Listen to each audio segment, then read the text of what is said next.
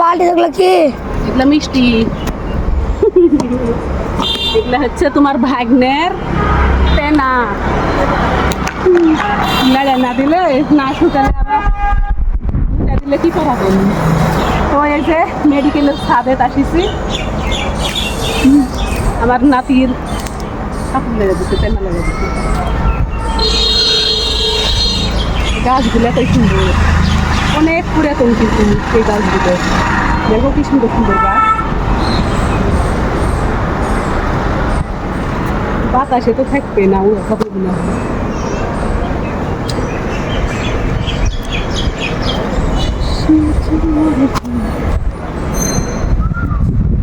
যারা হাসপাতালে বাচ্চা হতে আসে আর বাচ্চা রোগীর সাথে যারা আসে সেবা যত্ন করতে তার সমস্যা হলো বাচ্চা হলে বাচ্চার টেনা শুকেনে এটা হলো ঝামেলা। কারণ ছোটো বাচ্চারা তো তাড়াতাড়ি মানে পেশাব করে পায়খানা করে আর কাপড় টেনা না শুকাতে পারলে অনেক ঝামেলা। ওই জন্যে যারা সাথে আসে তারে কিন্তু টেনশান যে কাপড় কখন ধুবো কখন শুকাবো এটা হলো টেনশান হয়ে যায়।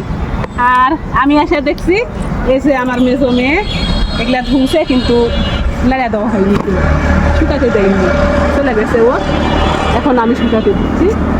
মানে যেহেতু আমার ভাগ এখন দেখার ওই জন্য আমার টেনশান আমার শুকানে লাগবে।